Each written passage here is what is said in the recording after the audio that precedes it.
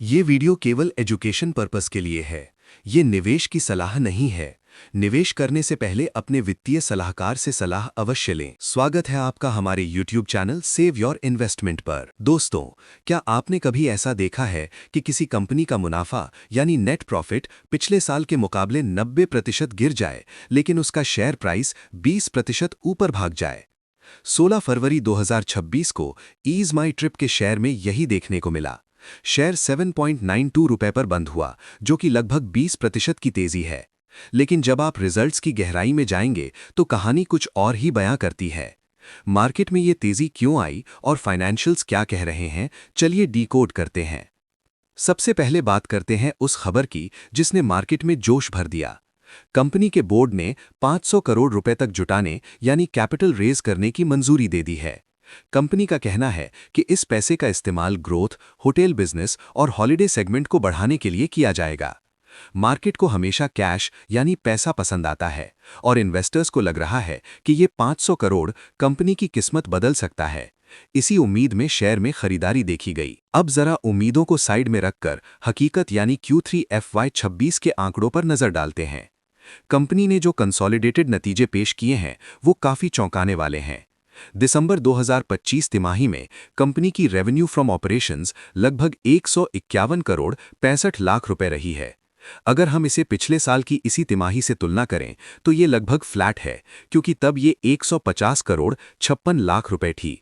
यानी बिजनेस की top line में कोई खास ग्रोथ नहीं है। असली चिंता का विषय है प्रॉफिट। पिछले साल Q3 FY25 में कंपनी का मुनाफा लगभग 34 करोड़ 2 लाख रुपए था, लेकिन इस बार ये गिरकर मात्र 3 करोड़ 41 लाख रुपए रह गया है। जी हां, आपने सही सुना, प्रॉफिट में साल दर साल लगभग 90% की गिरावट आई है। आखिर मुनाफा गया कहां? ध्यान से देखने पर पता चलता है कि कंपनी का कोर बिजनेस यानी एयर पैसेज सेगमेंट दबाव में है।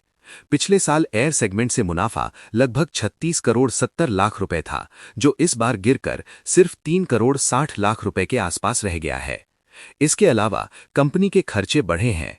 एडवर्टाइजिंग एंड सेल्स प्रमोशन पर कंपनी ने इस तिमाही में लगभग 30 करोड़ रुपए खर्च किए हैं, जो पिछले साल 16 करोड़ 70 लाख रुपए थे। यानी कमाई बढ़ाने के लिए कंपनी को डबल मार्केटिंग करनी पड़ रही है, फिर भी प्रॉफिट नहीं आ रहा।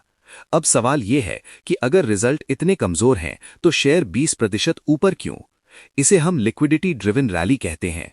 मार्केट फिलहाल कंपनी के आज के परफॉर्मेंस को नहीं, बल्कि कल आने वाले 500 करोड़ रुपए की खबर को डिस्काउंट कर रहा है।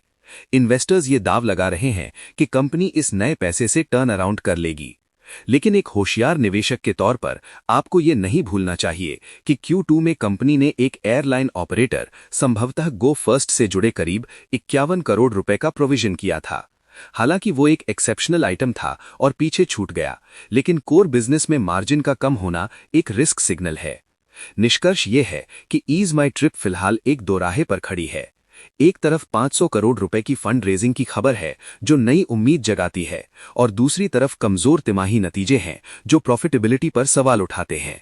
ये तेजी फंडामेंटल से ज्यादा न्यूज और सेंटीमेंट पर आधारित है। नए निवेशकों को ये देखना होगा कि कंपनी अगले 2 क्वार्टर में अपने मार्जिन को कैसे सुधारती है।